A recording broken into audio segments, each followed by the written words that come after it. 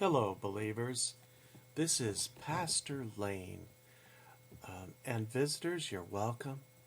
We have a special message by Karl Rowe, sponsored by WHIO and Cedarville University Political Science Department. We appreciate the Honorable Karl Rowe, former senior advisor to President George W. Bush,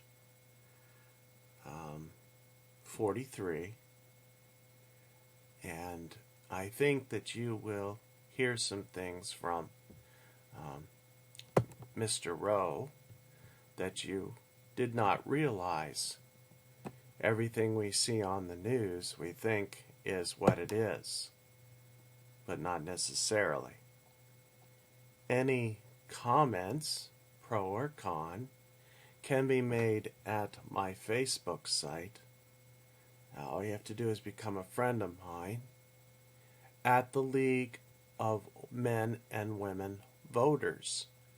I am not allowed to comment there, so you have an advantage over me. So, as long as it's constructive criticism, I will entertain it at that site. I do not want any nasty words, like swear words, or I don't want any pornographic material at that site either. It will not be accepted. I will eventually get to it and find out. Okay, well, this is where I was last night. It'll probably be later as things go on. September 20th, 2011. And the choir was just outstanding, and I hope you enjoy them as well. I'm showing you scenes now in the Dixon Auditorium. That is quite a state-of-the-art place. I was truly impressed with the building. They put more speakers in because of acoustic problems. I was talking to a gentleman about that, and it's made it very, very well organized. So here's some more pictures that I took before the speech, and the gentleman standing there, I thank him for telling me about the acoustics situation. So without further ado, ladies and gentlemen, and there was a nice guy on the right there, was a colonel. He's head of the cross country, and it was a pleasure to meet that gentleman. Maybe I'll meet him again sometime. But ladies and gentlemen, without further ado, we're going to start the program off with the choir, and then there'll be an introduction of the Honorable Karl Rowe, who is an affiliate with Fox News, which is a subsidiary of oh my goodness. Oh, I used to know the name of it. Something News. Oh, terrible. Forgive me for that. But we appreciate him coming on, and I want to say hello to my friend Mike. He remembered my name on the radio. Mike Cinto. It was a pleasure to see you, Mike, and I hope we get to talk again sometime. I enjoyed the brief conversation, and you seem to have a nice family too. So, okay, without further ado, ladies and gentlemen, let's get started with the introduction of the Honorable Karl Rowe, former senior advisor to President George W. Bush, the 43rd President of the United States.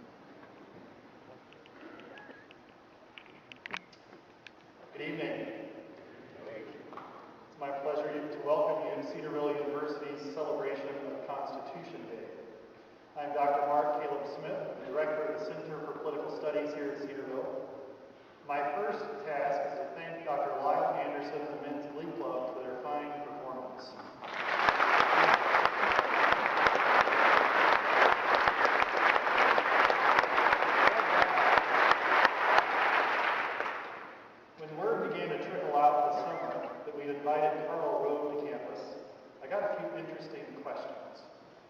One of them in an email asked bluntly, why would Cedarville University, a Christian institution, invite Karl Rowe?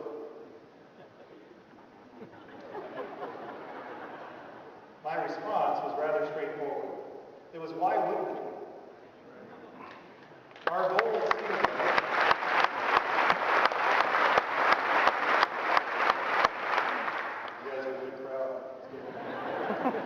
Our goal at Cedarville is to educate young men and women in a biblical worldview. Part of that educational process is to bring people to our campus, experts, leaders in their field, people who can share their unique experiences with us so that we all might learn as a community. The Center for Political Studies is dedicated to doing this in the political arena. Whether you agree or disagree with Mr. Rowe's politics, there's no question that he brings an unusual perspective to us tonight. Mr. Rowe has experienced the heights and the depths of American politics. He's had great success as a campaign manager and almost too many campaigns to list. Of course, you're most familiar with his work with George W. Bush and his 2 gubernatorial elections as well as his 2 presidential elections.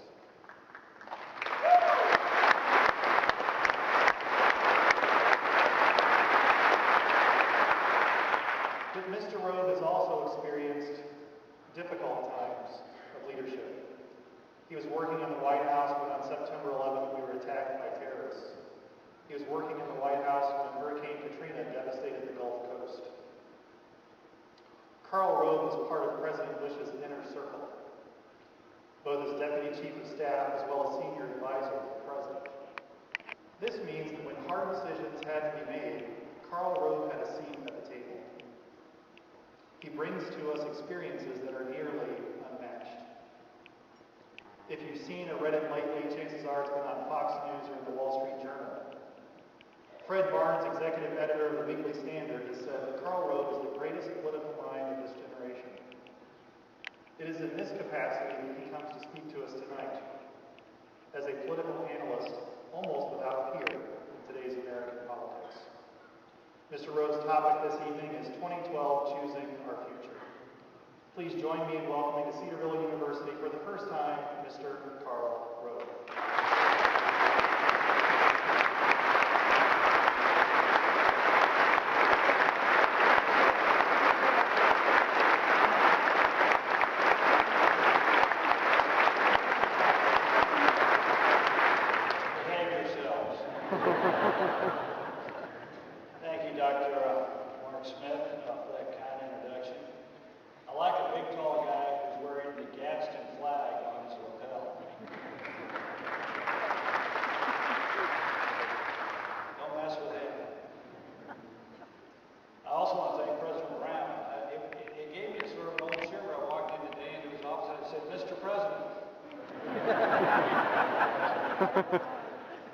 He let me use his conference room this afternoon.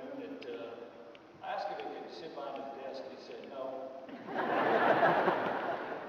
I like his description, though. He said, you know what a university president is? Somebody who lives in a big house and spends all his time begging. So. You think back to the Constitution. What an audacious document. Here we were, this thin little sliver of a couple of million people along the east coast of this gigantic, as yet undiscovered continent, on the far periphery of the known world, way away from all the centers of wealth and power and knowledge, and yet we wrote this document. We, the people of the United States, in order to form a more perfect union, establish justice, ensure domestic tranquility, provide for the common defense, promote the general welfare, and secure the blessings of liberty to ourselves and our posterity, do ordain and establish this Constitution of the United States of America. Who the heck did we think we were? And yet this document of genius and inspiration has served not only our country for centuries, but has served as a model to the world. It's interesting, though, because it was so radical. It did not assume that the document of organization and structure was a nation of sheep, or a nation in which the few dominated the many. It assumed that the choices that we would make as a country would be the choices of Americans participating through our political system. Not a couple, not a little, not some, but all Americans who chose to participate. And at times, the participation in our elections has got to 85 or 90% of the eligible voters. Today, it's sort of settled down to about 2 out of every 3 eligible voters next year will actually bother to register and turn out to vote, which is not a particularly good number. But nonetheless, it was a pretty amazing document at the time when it was written. It assumed we would all have an opportunity to participate. Now, the definition of all has changed a little bit over the course of the time. I have to admit, look, I'm from Texas. I'm supposed to be Southern in my sensibility. You know what a doughboy is? That was the term they gave before the Civil War to northern men of Southern sensibilities. Well, I'm a scallywag. I'm a Southern man of northern sensibilities. I loved it when they sung the Battle Hymn of the Republic, because it was one of the great moments in the expansion of the dream of America and the fulfillment of the words of the Constitution and of the Declaration. And now we come to another moment of choosing. It's not an ordinary moment either. I love, look, Mike DeWine is here, Attorney General DeWine. You may not know this, but Mike DeWine helped organize Students for Lincoln in 1860.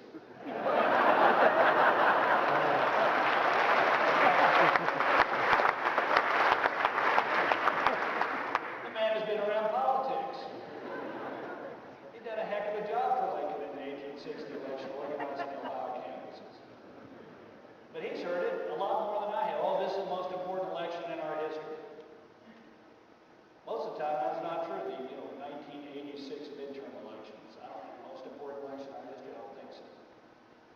But ironically enough, because of the big choices that face our country, the 2010 and 2012 elections may together be among the most consequential elections in modern American history.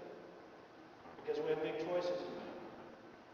The first big choice we have to make is about our economy. I want you to think about these numbers. These are numbers, but behind every number is a human being.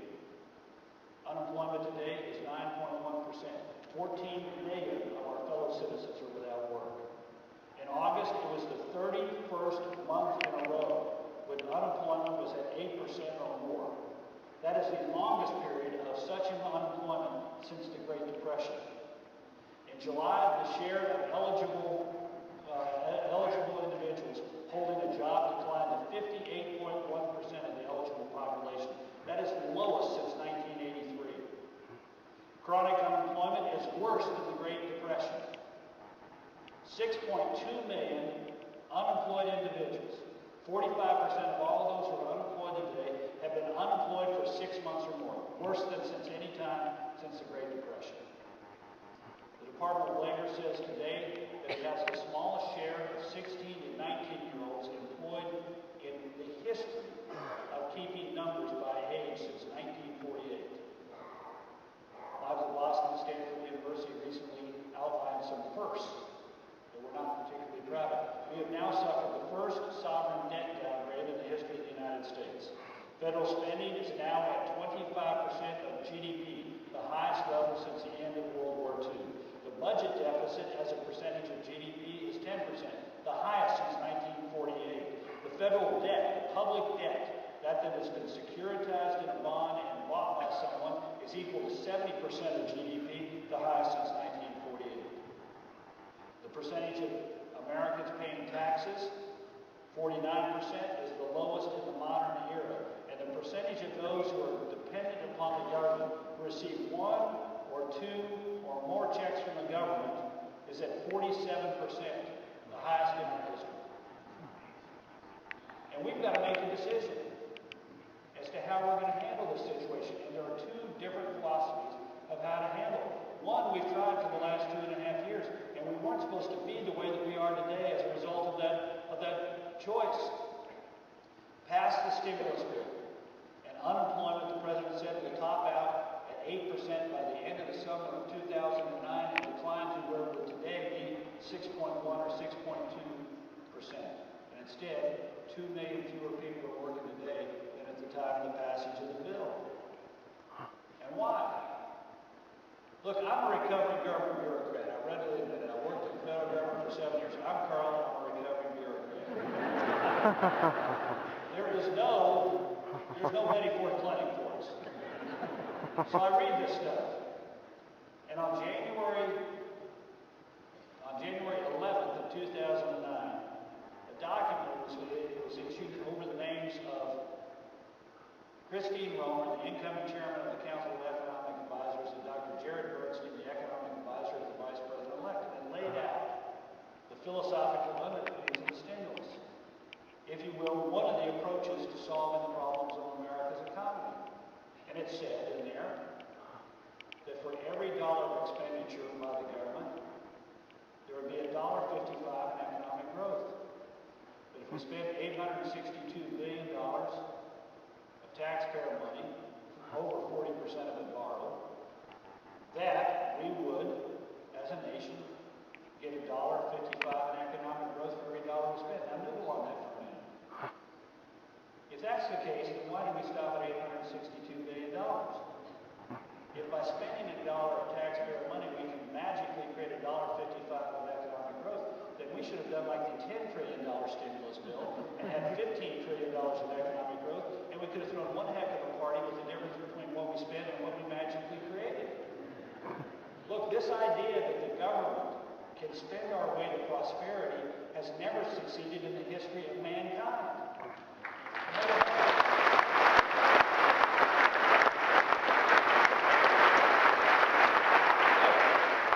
I took freshman macro.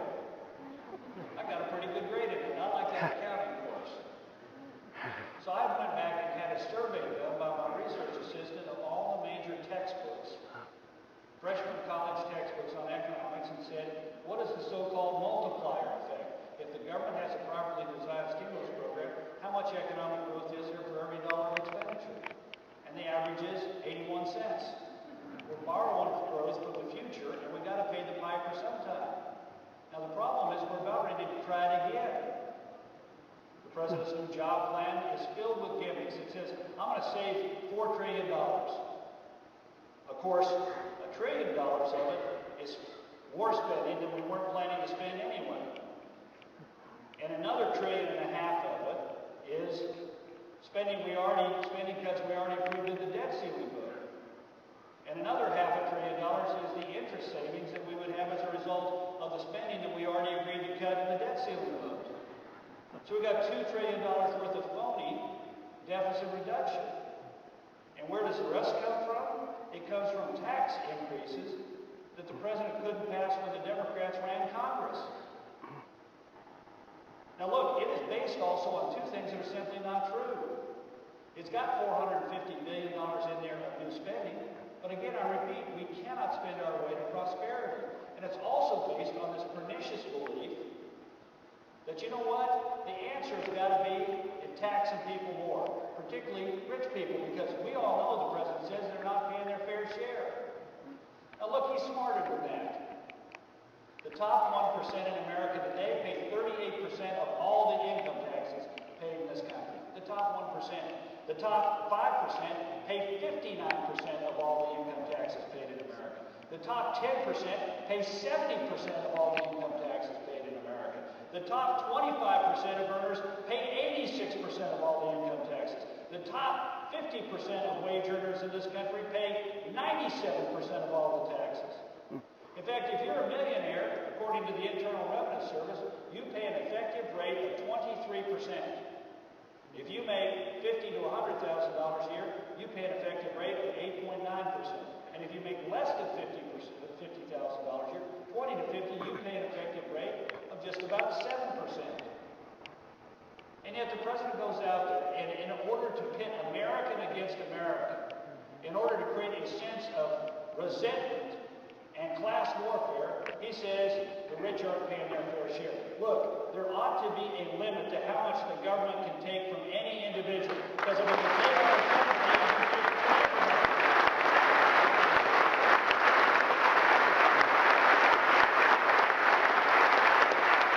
we're not a country built upon resentment. This is not a country formed by a bunch of people who came here it said, anybody tries to rise above me, I'm going to pull you down. This is a country of dreamers and doers, where people came here because they had nothing, and they could do something with themselves. I suspect you all have a story like mine. My grandfather on my mother's side never went to college, barely finished high school, was working on a road crew in the Great Depression.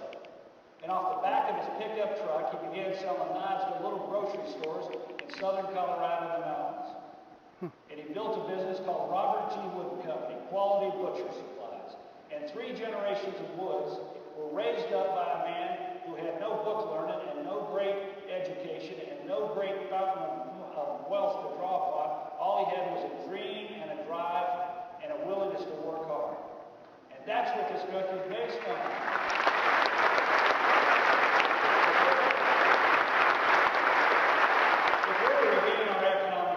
We've got to remember that. We've got to put our fiscal house in order. As each of us has had to put our own family's finances in order.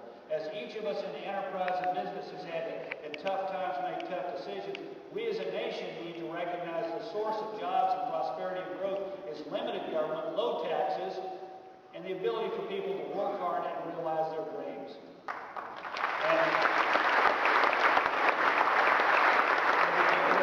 And to do that, we've got to do something about the spending. Think about this. Since January 20th of 2009, the discretionary spending of your federal government has risen 84%. Did you know that?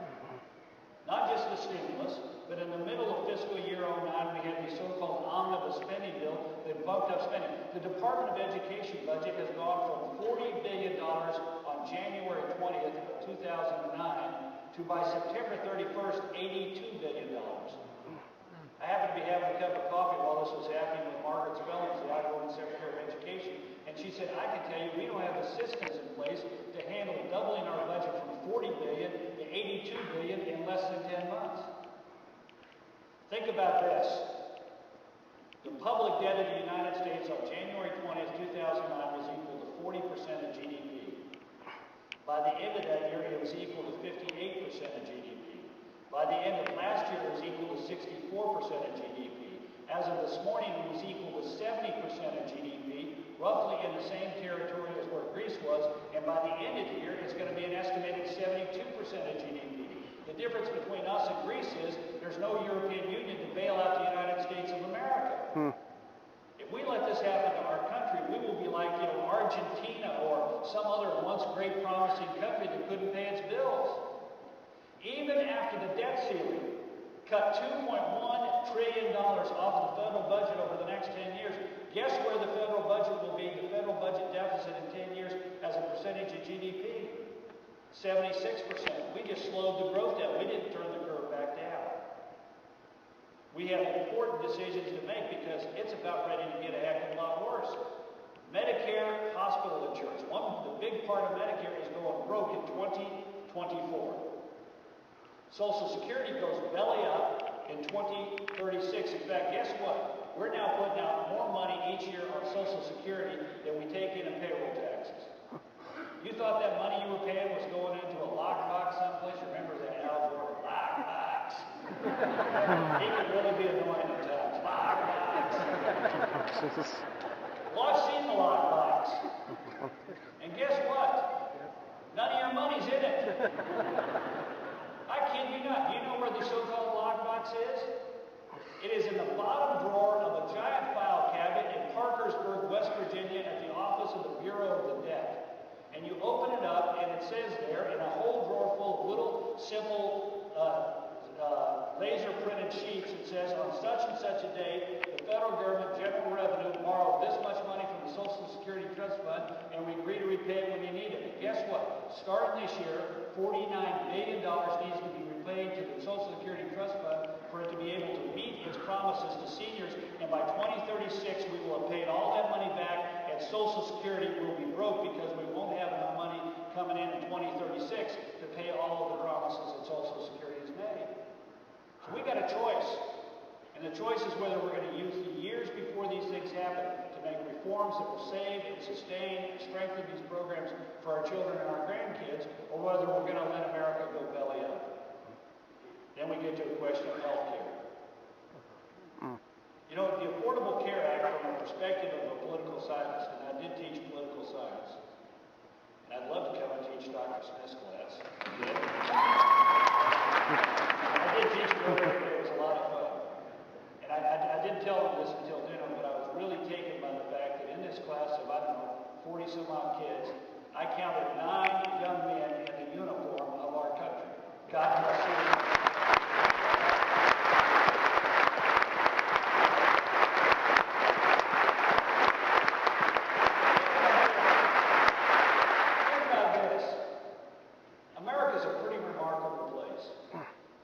together in the Congress and we wrangle over some big important issue.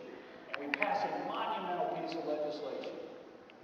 And with only one exception, what happens is the American people accept it and accommodate themselves to it, no matter how controversial it is. If you take a look, going back to the 1930s, Social Security, controversial at the time. 6 months, a year later, public opinion polls say more popular. 64 Civil Rights Act, which was extraordinarily unpopular at the time, even though it was absolutely vital to the future of our country. Unpopular as it passed, 6 months, 12 months later, more popular. Every piece of modern social legislation, welfare reform, education reform, National Highway Trust Fund, Medicare, Medicaid, Social Security, all of them have become more popular in the aftermath of their passage, with one exception, the Affordable Care Act. At the time that it passed, roughly 41% of the American people were in favor and 44% were opposed.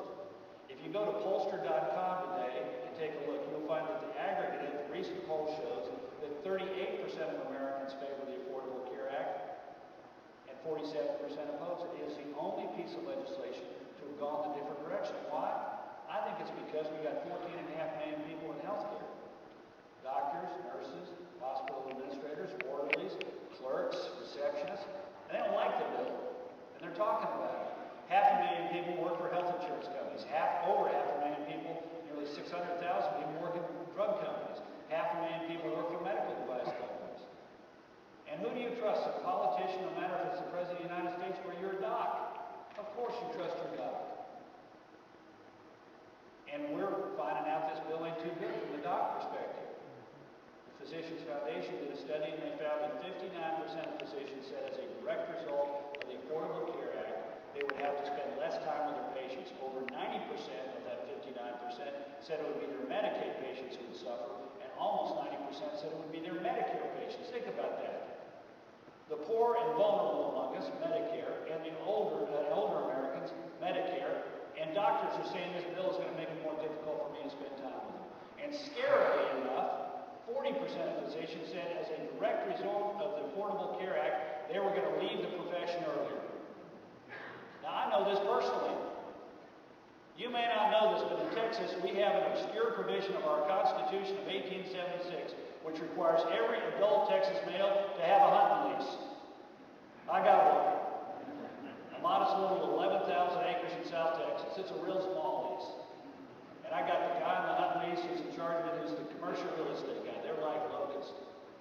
I got the guy who's the drills for hydrocarbons. I got the guy who owns land under which there is hydrocarbons. And I got the 3 docs who are members of my hunting.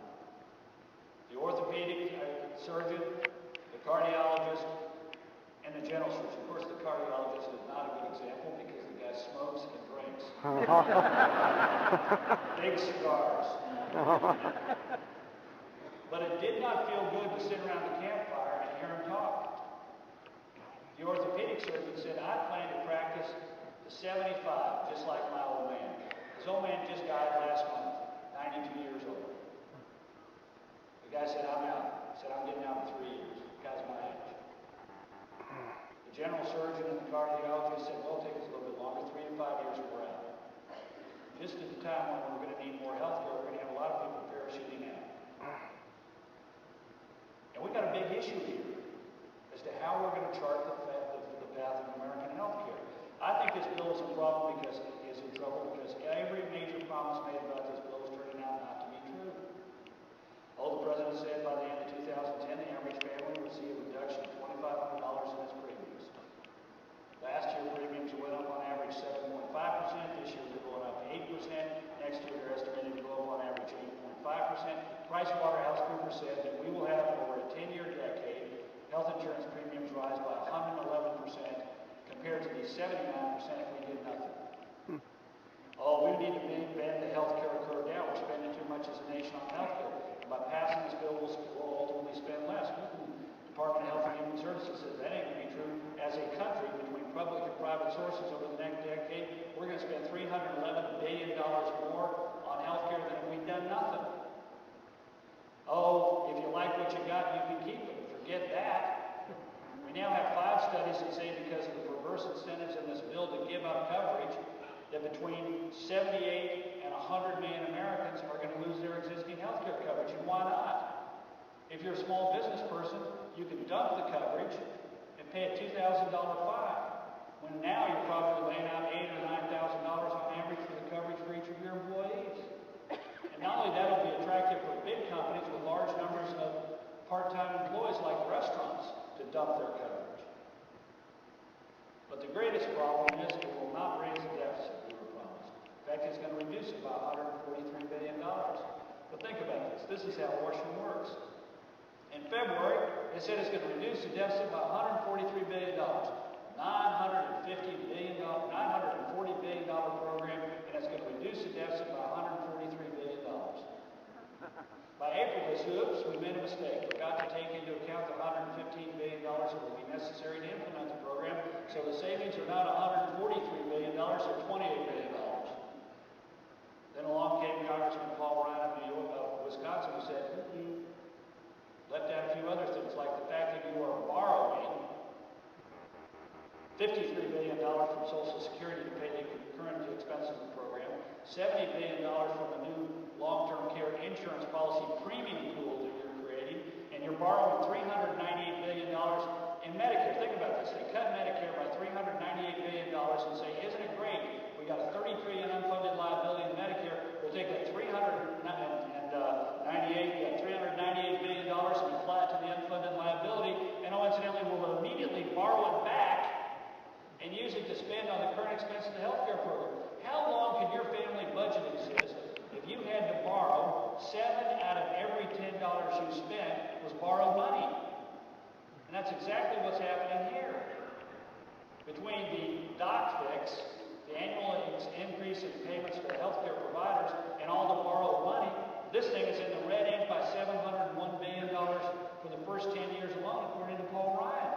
How long is that sustainable? Not very long. Now, all these issues are going to be litigated in 2012. We're going to make a decision by what we do in this election as to how we resolve these issues. Are we going to continue to try and spend our way to prosperity, or make the tough decisions necessary to put our fiscal house in order and unleash the dynamicism of the American economy and the entrepreneur and the dreamers and the doers among us by keeping taxes low, getting government out of the way, sensible regulation, and sound tax policy? Are we going to continue to go down this course of the Affordable Care Act, or are we going to have 51 men and women in the United States Senate who stand up and say no? Think about that for a minute. I said something just revolutionary and good for those of you who are worried about Obamacare.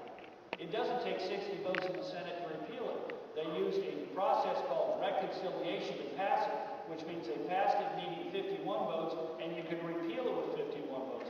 51 votes.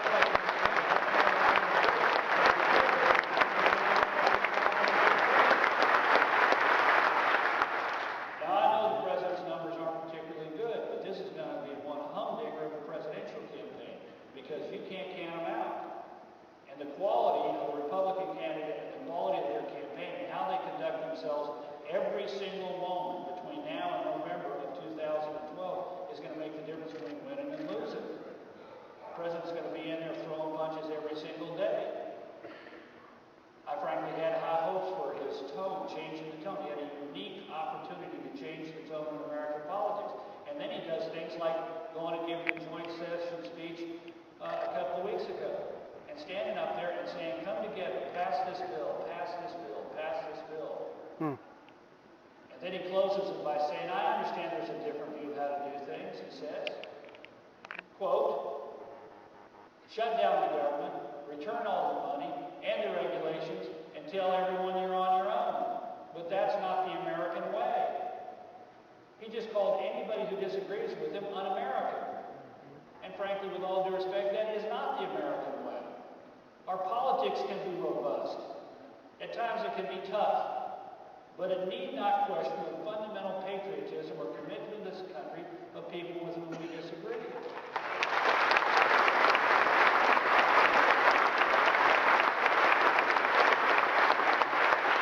It's up to every one of us to be involved in this election, wherever you are, whatever you believe. Because the founders did not contemplate an uninvolved herd. They depended upon, they felt that the American experiment depended upon, relied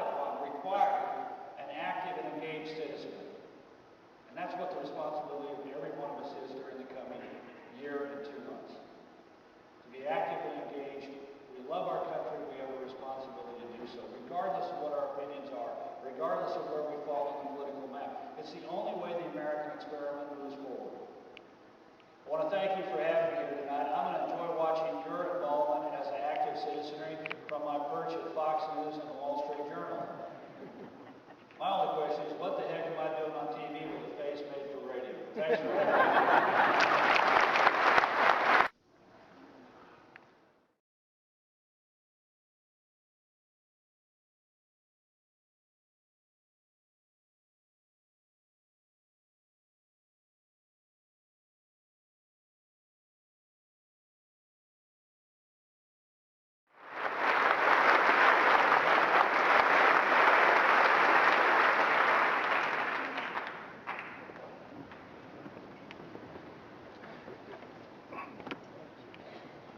Thanks very much for the stirring talk. I appreciate it. I'm sure everyone else does as well. Mr. Rowe has agreed to do some questions. You were pre-registered for the event. You had a chance to send in some questions, and so we've scanned through them, and I've got a lot of them. But I will invoke the moderator's prerogative to ask the first question myself. Mr. Rowe, we worked in the White House when our nation was attacked by terrorists on September 11th. I wonder if you could talk just a little bit about the impact of that, not only on you, but on the administration, on President Bush, and the White House in general. Everything changed. Everything. Before 9/11, the Bush administration was focused on reforming big, important domestic institutions, Medicare, Social Security, energy policy, education policy. And after 9/11, that didn't all go away, but it took a far secondary position to keeping the country safe and fighting terrorism, defeating terrorism, winning. I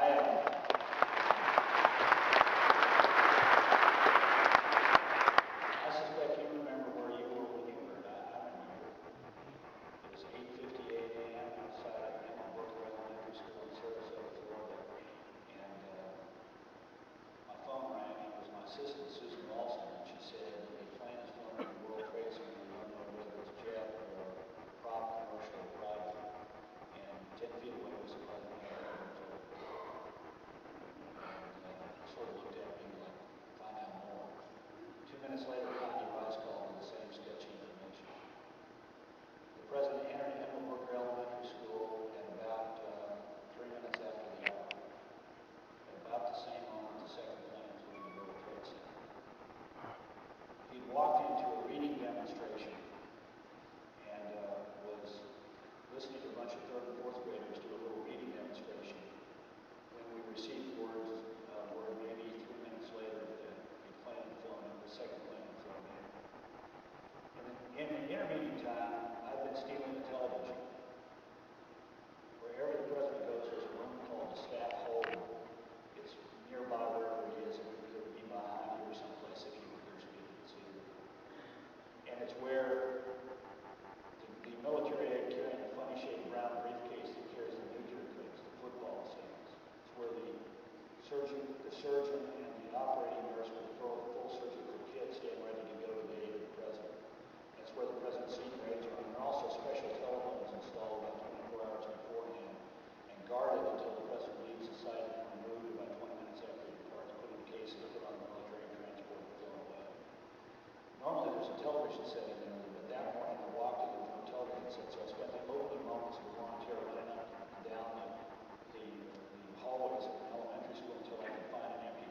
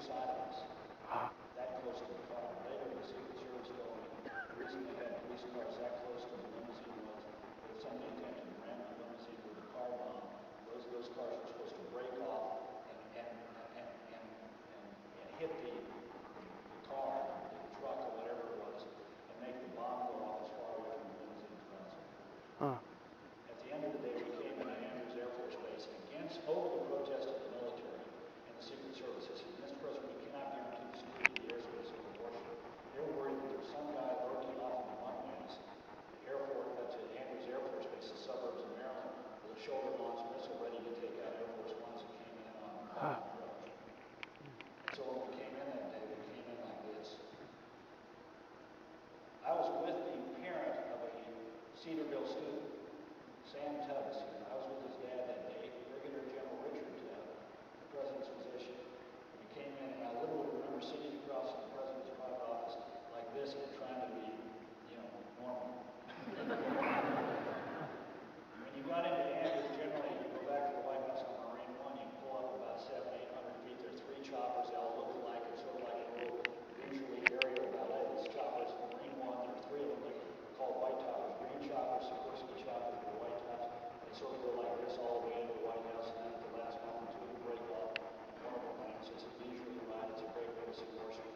That day we got on Marine One, and we were the wheels of Marine One were maybe this far off the ground. We made our way out of Andrews Air Force Base by weaving down the golf course until we got to the fence separating it from Maryland suburbs. And then they gunned these 3 choppers, and we were at rooftop level, treetop level, all the way. And I remember at one point looking out to my right, there was apartment buildings, and on the left there were houses, and I was looking up at both of them because we were in a narrow valley between going 165 miles an hour.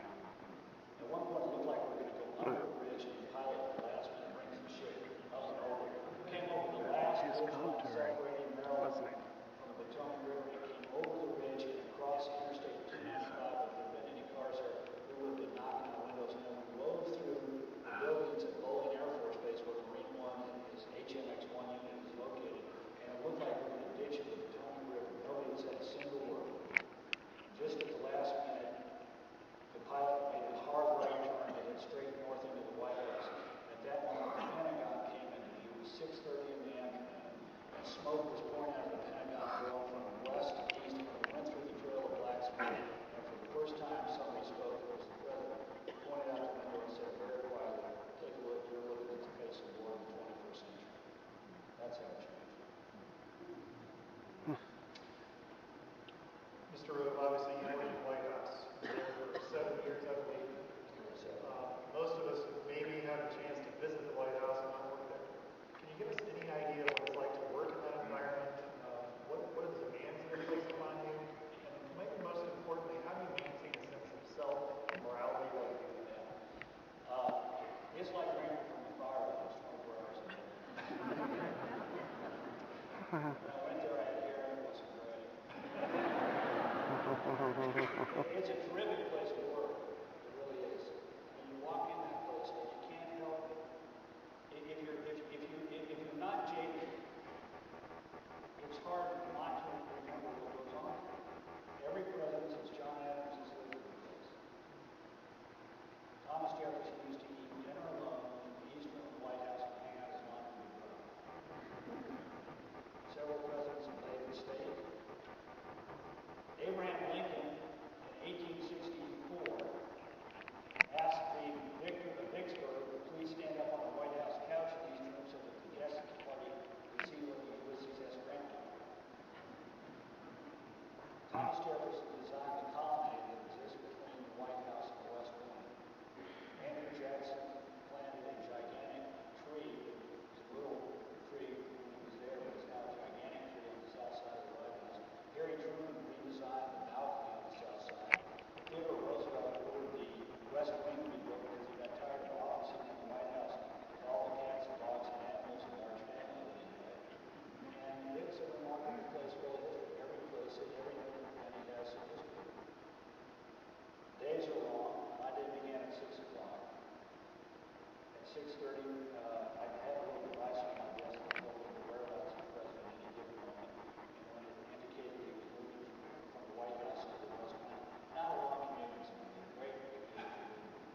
Across the South Lawn with Marnie. It was just a complete bust. I'm on this case because Marnie would like to invite me to speak this piece on cheerleading. The son of the president never did.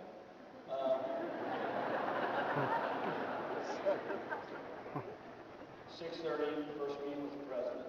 6:15, I'd have a meeting with one or two of my principal deputies. 7 o'clock, a meeting with the chief of staff. 7:30, a meeting with the senior staff. 8 o'clock, a meeting with my personal staff. There are 4 offices of about 62 people and a bunch of interns who report to me. White House staff is only very small, 500 people. We were once in Italy, and we had this marvelous dinner that the president and the prime minister of Italy hated each other. And so when the president came to visit, they decided to compete to see who could throw the best meal, which was a spectacular competition. So I'm sitting there next to the president of Italy, who has no power. This guy is a ceremonial head of state. And he says, "No, I have the White House given." Really? He said, "Yes, my office is called the White House." He points to this gigantic building over on the horizon. I mean, a huge building, beautiful old, 18, 1700 some odd. And I said, "Really? That's a huge building." He says, "Yes, I have 5,000 people working for me." And I'm thinking, the president of Italy, who has no power, has 500 people, 5,000 people working for him. The president of the United States, who has a lot of power, has 500. So I'd meet with the 6 or 8 people who reported to me, and then the rest of the day is like this. It's 15 or 20 or 30-minute long meetings about a wide range of subjects. And the president is constantly working, and these subjects are arcane, and none of them are easy. All the easy decisions get taken care of someplace else. There's a reason why every one of these men ages and ages quickly, particularly in time of work. All the tough stuff comes barreling your way, and there are very few easy calls. You're going to end up feeling like they're easy. I made the right decision, but none of the easy stuff ends there. And at the end of the day, when the president will finish his work, and look, every minute is taken up with something. You may not think he's working, but he's maybe talking to Tony Blair, or he's having a secure video conference with the combat commanders in the field. At the end of the day, Bush would have a notebook of about this big, about 150, 170 pages of material that he would have to absorb for the next day. Now, for nearly 2 years, I was in charge of putting that notebook together, and for nearly 7, I got all of the super secret parts of that notebook. And I could barely keep up. And when I went home, I could go home with my family, and after I put my boy to bed, go read it. Bush had to go up to the private quarters of the White House and entertain Fran and Mike, who were coming down for dinner. And, they weren't there every night, but somebody was there every night, almost every night. And yet the next day, I knew what Bush would be, which was at the top of his game. He would have read that material, absorbed it, knew what the issues were, and be ready for the meetings that were going to have to be held on these decisions. It was a remarkable performance. I know he liked to sort of play on the good old boy from Midland, Texas, but he was a Yale history graduate and a Harvard MBA. And, he set the tone. Bring your A game. You better bring your A game. Because he was bringing his. And he demanded it of everybody around him, whether he agreed with him or not. In fact, if you disagreed with him, you scored points. Why the heck do you think he kept me around? It wasn't my athletic ability or my pretty face. Because he knew how tough it was for a president not to be isolated. And it was an extraordinary moment. Really, if you have a child who's going to have a chance at a White House internship, do everything you can to encourage him and support him and do it. If you have a chance to work there yourself someday, and have pity on the poor guys who do work there. I was with Robert Gibbs recently. Not exactly politically safe guy. But this guy we were introduced, and he's actually a nice guy. And they introduced us, they said, Robert Gibbs left the White House after, 2 years as the president of And they said, well, Karl Rowe served for nearly 7 years as deputy chief of staff and senior advisor to George Bush. And Gibbs looks at me and said, how did you last so long?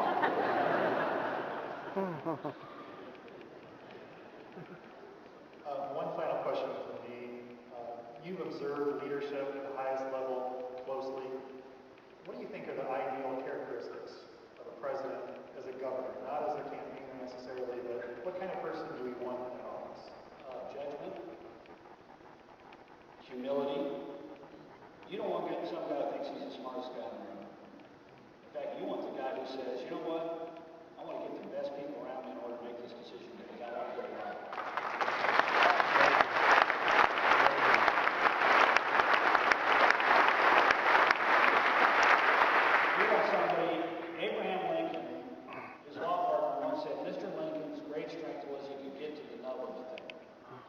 You want to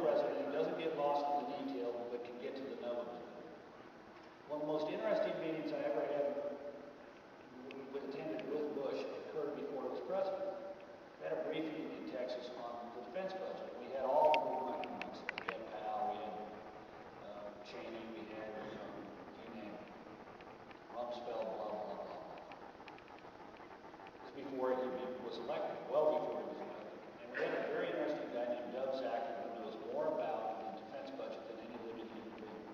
And he began to launch into this sort of mind-numbing description of the defense budget, which was quickly getting into just like morass. And you could tell everybody was about ready to fall asleep. And Bush interrupted and said, let me ask you something. What is the purpose of the military in the modern world? What do we want our military to do? And there ensued about an hour and a half to 2 hours of the most incredible discussion among these men and women. Connie Rice was there and a couple of other women.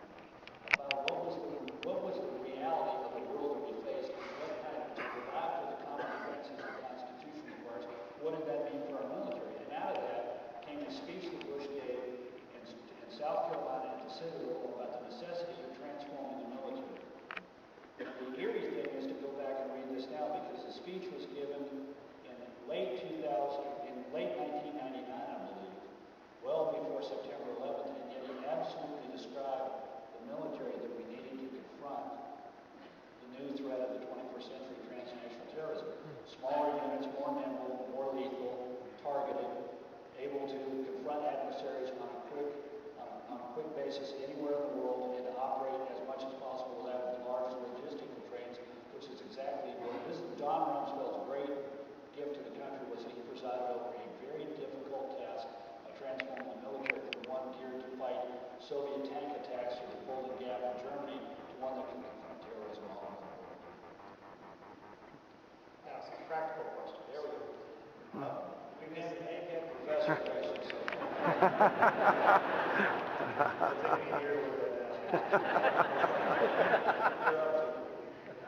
This is from Tammy in Jamestown. She says, what impact do you see the Tea Party having in the next presidential election? And are you concerned that the Tea Party will back a candidate who is not a Republican? Split vote. Yeah, first of all, I'm not worried about the second at all.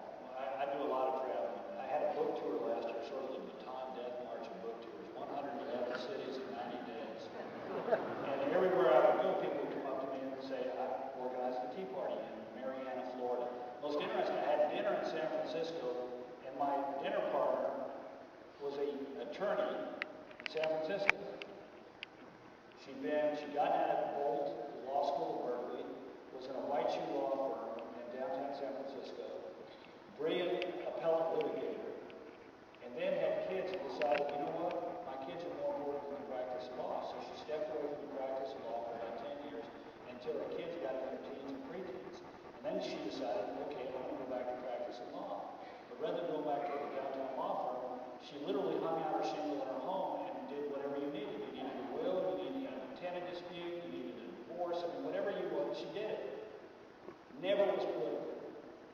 Got so revved up by the events of early 2009 that she went down to the hardware store and got a staple gun and started running off flyers on her home computer saying, if you're as concerned about what's going on in Washington as I am, join me on April 15th in front of the office of our member of Congress and show Washington we're concerned. And on April 15th, 2009, 1,500 people showed up in front of the office of Nancy Pelosi, led by Sally, to protest.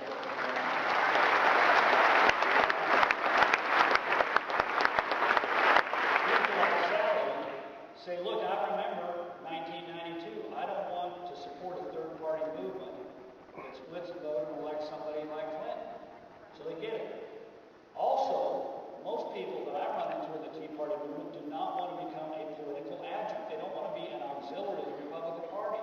They want to be like the civil rights movement or the pro-gun movement or the pro-life movement and be an institution, an organization that from the grassroots level keeps the feet of politicians in both parties to the fire over these issues of spending, deficit, debt, and then Obamacare. And they don't want to become just political.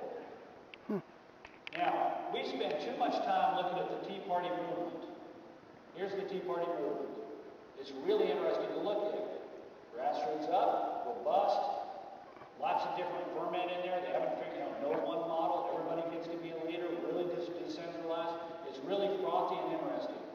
Some people jump to the front and say, by God, I get to speak for the entire Tea Party world movement because I am the self-appointed spokesman. But here's the movement. It's important. Have a good relationship with them, know who they are, don't be necessarily driven to do something because you're trying to cultivate them. Here's the Tea Party sentiment that gave rise to it. For every one person who goes to a Tea Party rally or joins a Tea Party group, there are 10 or 11 or 12 Americans who say, you know what, I'm deeply concerned about spending, deficit, debt, and what Obamacare is going to do in our country. These people voted Democrat in 06, a lot of them voted for Obama in 08, and lots of them voted for Republicans in 12, actually in 10. There is a 24-point swing among independent voters between 2008 and 2010, and a 36-point swing between 2006 and 2010. That is a huge movement. And that's the Tea Party sentiment. And people who want to get elected in 12 better be paying attention to these ordinary Americans who, you know, they're not concerned about repeal of the 17th Amendment. Some in the Tea Party movement will say, oh, it all springs from the 17th Amendment. We shouldn't have allowed the popular election of the United States senators. The people in the Tea Party sentiment say, you know what, go be concerned about that. I'm worried about spending, deficit, debt, and what are you going to do in a practical way to get things right?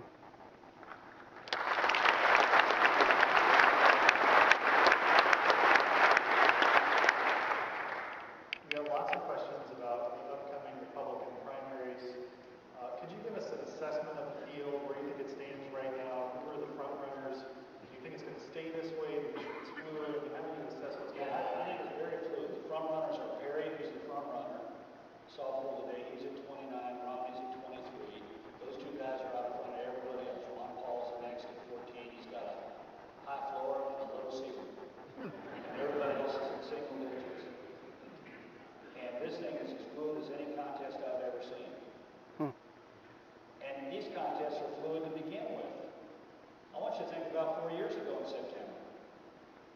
Front runner, Rudy Giuliani at 31. Number 2, Fred Thompson, 23. Number 3 was at 13 points with John McCain. Number 4 was Mitt Romney at 11. Everybody else in single digits, and nobody knew who Mike Huckabee was. Turned out a little bit different. I want you to think about this time in 1999. Bush, 62. E. Dole, 20. Dan Quayle, 9. John McCain, 3. McCain almost won the nomination because he had Michael Wine in his corner. Fortunately, by the general election, we had Wine in our corner, hence we carried Ohio in the election. But this is how fluid these things can be. I don't think we've seen the last of the field. I think we're going to have 1 or 2 more entrants. I think Chris Christie in New Jersey and Sarah Palin could one or both enter the race. And I think it's going to remain very, very flexible. How they perform in the debates matters. And remember, they got September, October, November, December, January, 4.5 months until people start voting in Iowa. I mean, you know, think about this. In 1991, Bill Clinton hadn't entered the contest yet. He didn't enter until the first week of October. And think about how much the internet and cable TV have sped up the ability to organize a campaign and get out a message. And you can see we're at the beginning process, not the end. When you think of the front runners, do you think they're both capable of defeating President Obama? Yeah, but will they demonstrate that by the end of the process? I don't know. That's what this all boils down to. Look, there are differences between these men on the issues. There are differences in their character and their experience. But the differences between them are minute compared to the differences between them and President Obama. And what I think people are going to be looking at is to say, you know, do you represent my values? Do I think you have what it takes? And can you beat this guy? This is important for our country that we beat him. At least that's what the Republicans are going to be thinking. I don't think they're going to think that in the best way. But that's why I think this contest is going to take on. We're not looking at this as we normally do. We normally look at this as, you know what, I'm going to fall in love with a candidate, and I'm going to be for that candidate. Now we're looking at it saying, well, you know what, I think old Tim Delaney was a good guy, but he should have attacked Romney harder in that debate on health care. Oh, I thought Michelle Bachmann was pretty good. She had some good things to say, but she overstretched on old Rick Perry on that HPV thing. I'm going to score it. We're like Olympic judges, you know. Everything they do is like 4.7. The good news for us is there's no Russian judge out there. We're looking at this in a weird way. And as a result, I think the contest is going to take longer rather than shorter because, look, contests tend to end when people start to say, I love him, I'm for him, I'm going to be behind him. If the thing is fluid like it is now, it could go on longer than the truth. Zach asks, how do you feel about President Obama's continuation of President Bush's policies, especially Guantanamo Bay? I applaud him for it. I've written about it, spoken about it. The president, look, it's one, when you're running for president, you can say a lot of things. Particularly, you can say a lot of things about the conduct of the war, and then you get in there and you find out it doesn't look so easy. You know, it's harder than it looks. Then take Guantanamo. I heard him run around saying we're going to close it and blah blah, and have this stain on us and blah blah blah blah blah. If the truth be known, our allies wanted us to have some place to take these bad people. They didn't want them floating around the world. You think of Saudi Arabia or Jordan or Egypt, or anywhere in the Islamic world that they wanted these bad actors floating around? No, they wanted us to take care of them. And if you take them to Guantanamo, I know it gives sort of some on the left, the international left, a chance to be critical of us, but it's the right thing to do. And if you say, like he said, I'm going to close it within a year, look, we wanted to try and close Guantanamo. We got that as a black eye for the United States, but then we got into very practical questions about what do you do? You bring them to the United States of America, and there's an argument to be made that they would therefore have rights under our Constitution that would guarantee them the right to get out. In fact, we know for one thing, if they were tried and not found not guilty, they'd have a right to remain in the United States. And, you know, it's dangerous for us. If you're a candidate, you don't get the daily intelligence briefs. I watched carefully when President Obama got his full-fledged intelligence briefing after he was elected president. And I noticed there was sort of a deer in the headlights look when he came out of the briefing. I don't blame him. I don't blame him at all, because look, you know, your eyes get open. You say, oh my gosh. Actually, you say something else, but you can figure out what that is. But, you know, Guantanamo, they wrestled with it for a year. There was no way. If it was easy to do, boy, we would have done it.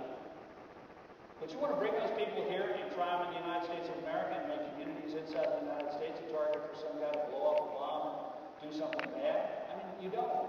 You want to keep them in a place where you can keep them isolated and apart from the rest of the world, and where you have a chance for skillful interrogators to get to develop a relationship with them and read them. Remember this. Remember Osama? They killed Osama. Barack Obama did a very tough thing when he said, Joe Biden said, well, Mr. President, we think they're in Abbottabad. Why don't we send a B-2 bomber over? It'll be 40,000 feet. We can drop 500-pound bombs within 6 inches of the target. This thing will be obliterated. We'll bury him under a pile of rubble so big. And the president made a very tough decision, which was, we need to send the SEAL guys in so they can pull him out, and if need be, when they shoot him, they'll know exactly who it is and they can bring his body out. That is not an easy decision to make, as you're saying that I'm sending men into harm's way, and they could die by the command that I'm giving. La Morana Sefi doing it in a B-2 bomber flying 45,000 feet. But it was the right thing to do. But remember how we got him. We got him because skillful interrogators in Gitmo got a little piece of information about a guy they'd never heard of before, and they went and interrogated 2 high-profile guys we've had for a long while. And bold soul, we've never heard of that guy. Oh, he's not. Oh, yeah, he's a little bit. Don't worry about him. He's a little bit. And they said, you know what? These guys are lying to us. And why would these 2 significant guys lie to us about this guy? He must be somebody important. And 5 years later, they had traced him, traced where he lived, traced where he operated, traced the fact that he and his brother had bought a block of land in Abbottabad and had built a special house there, and in that house they come to conclude it was Osama bin Laden. But it was Gitmo and the ability to interrogate these guys and put the pieces of the puzzle together and not be rushed to give them under the Constitution a rapid trial because we were treating them like some criminal that was subject to 4th Amendment, 5th Amendment rights and protections. They were not a criminal. They're an enemy.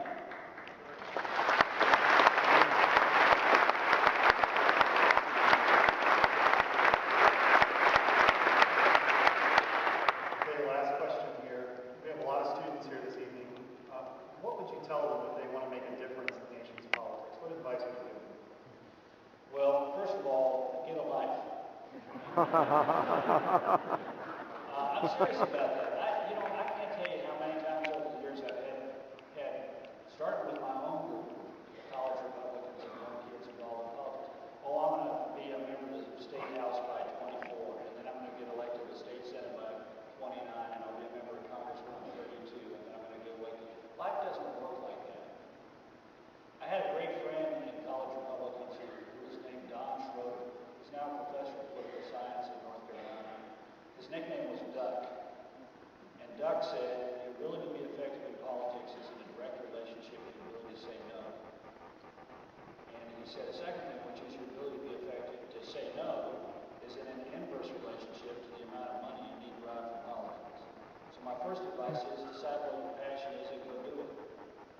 second advice is go where you want to be. I can't imagine living any place other than Texas.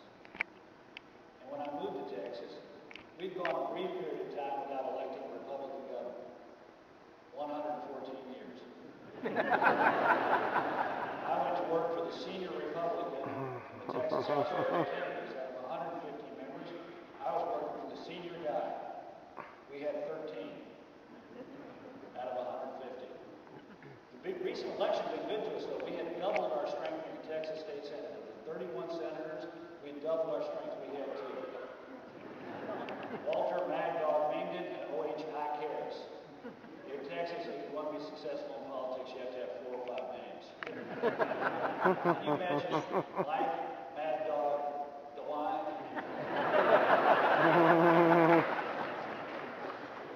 But, you know, I wanted to be in Texas. And as a result, life opened some possibilities, opened some doors, gave me some chances I wouldn't have otherwise had. And, you know, had a family and lived where I wanted to. But when you do that, you also have a responsibility to make time, you know, find a way to get involved in politics, you know, show up. Most of politics is showing up and doing a good job. Unfortunately, part of politics is just showing up.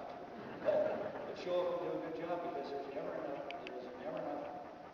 good people in politics. You know, you walk into a campaign and you show some skill and interest and passion, and guess what?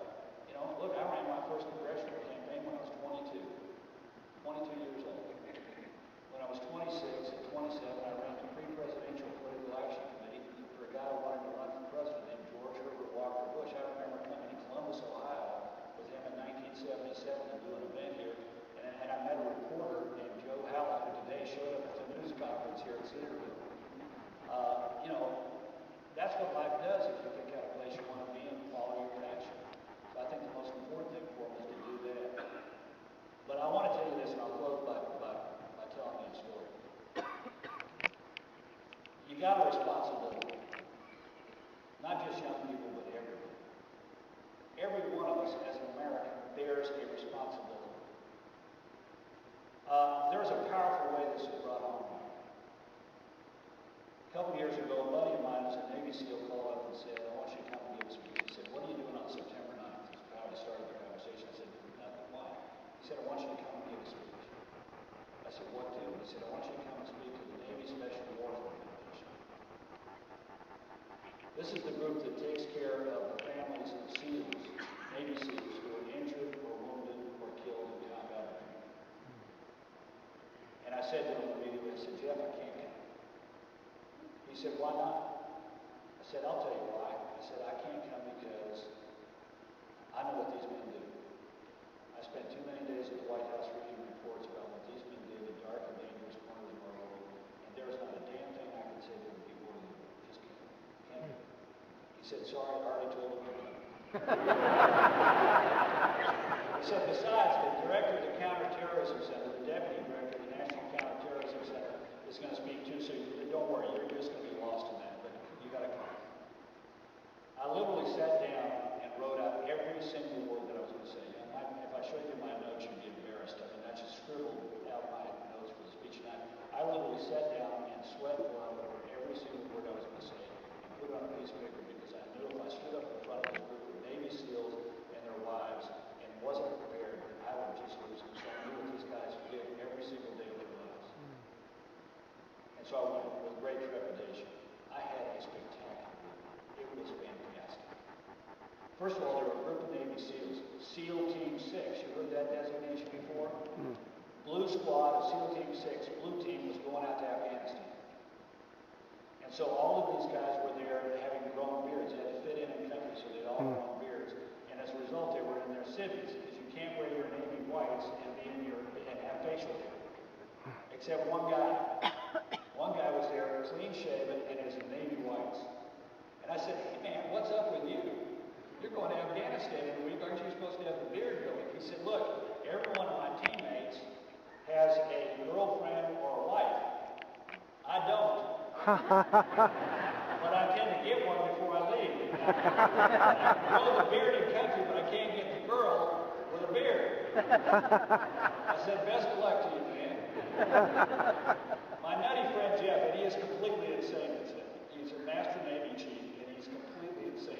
looked at him, you'd think this wiry little guy who sells used cars would be the last guy in the world to be a Navy SEAL, but he is. He comes up to me and says, look, there's a guy who wants to meet you. Lieutenant J, last name classified. Love to meet you. Big fan of you, loves politics, loves Bush. You know, huge fan, would like to meet you. I said, bring him up, love to meet him. He said, I want to warn you, he's hard to look at. I said, beg your pardon? He said, yeah, he was shot 8 times in Baghdad. So I watched Jeff walk off, and I see him talk to some guy in the corner, and the guy comes around, and he and Jeff start making their way across this crowd in front of him. And have you ever sort of looked at somebody and made a judgment about him? So I'm looking at this guy, and the face is all sort of cattywampus, and he's hard to look at. I mean, there's a giant plastic thing on the side of his face, covering up a gaping wound. And his face has been knit back together, and it looks weird. And I take one look at this guy, and I say, this is guy who's wounded in spirit. I'm going to need to throw my arm around him. This is going to be one sort of, sad soul. And I couldn't have been more wrong. The guy comes up, and he is full of vim and vigor and charisma and funny, and you like this guy like that. I said, what's going on in your life? He said, well, every big blankety blank, blankety blank, blankety blank doctor in the world wants to operate on me. Because when a SEAL gets wounded, these docs like to operate on me so they can brag about it afterwards. I said, well, what you got coming up? He says, I'm going to Chicago tomorrow. He says, I got the world's best facial reconstruction guy's going to rebuild my cheek and my nose, part of which had been shot off. And he said, hell, all I was doing was trying to show a SEAL could grab the world with his teeth.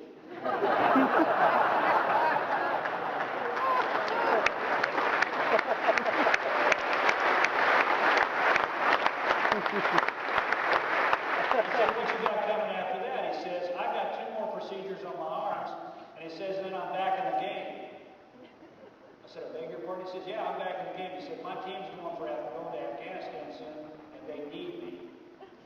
And in that moment, you knew they did. You really did. A guy like that, you want him in the foxhole with you. He said, I'd like to introduce you to my wife. He told me how they met. They met at a bar. Why is it the Navy guys meet their wives at bars? He said, I knew she was something special because the first thing I said to her was run away, and she did. I knew she was special. So he goes and gets her, and I liked her right from the get-go. Because she comes up, and the first thing he does is she's got her cocktail glass, which is empty, and she goes like this.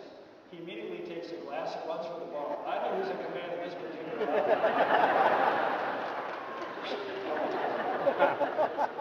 We got to talking. And I said, I don't mean to cry, but, is it true how you met? She sort of rolled her eyes and said, the runaway thing? I said, no. And she said, yeah, it's true. That's what he said to me.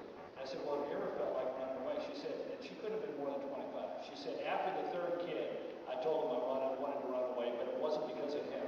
I said, I don't mean to cry either about this, but how do you feel about him getting back in the game? And she said, this is what got me.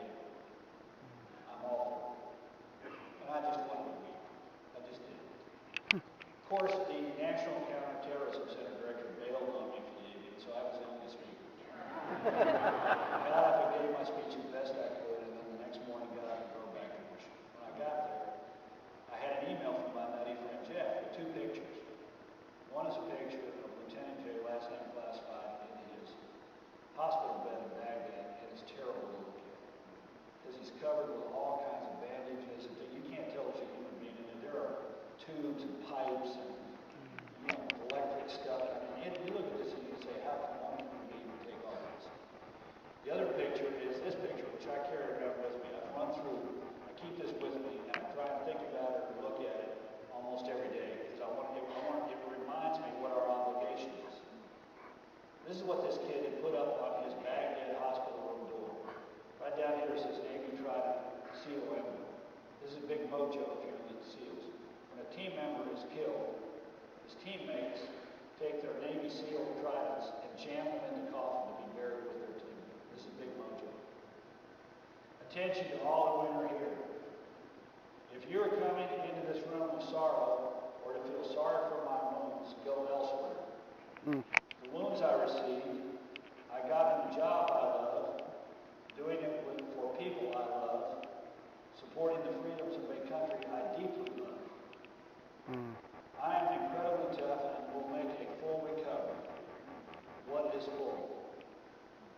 the absolute utmost physically my body has the ability to recover.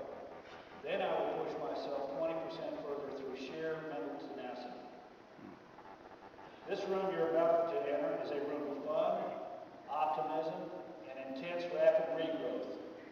If you're not prepared for that, go elsewhere. Sign the management. We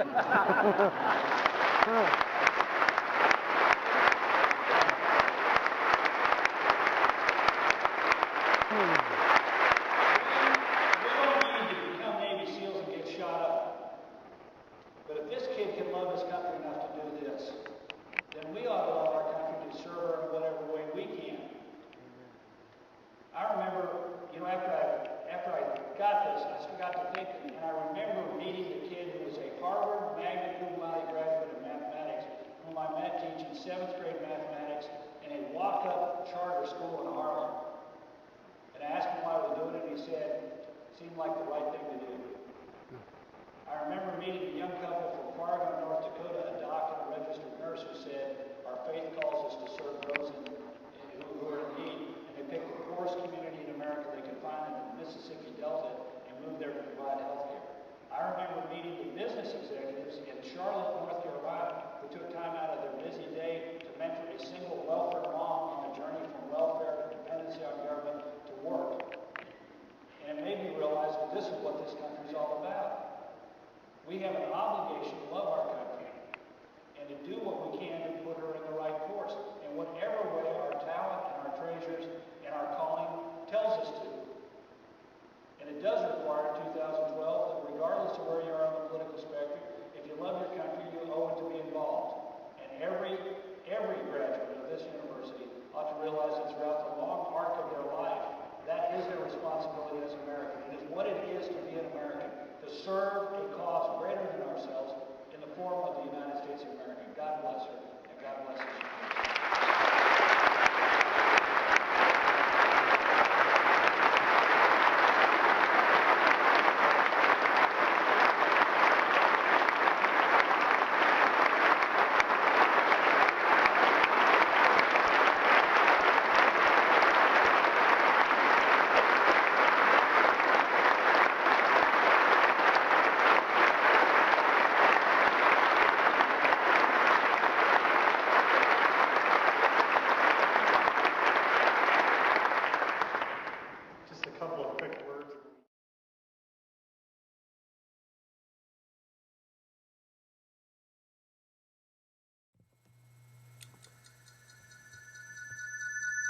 Sorry about that.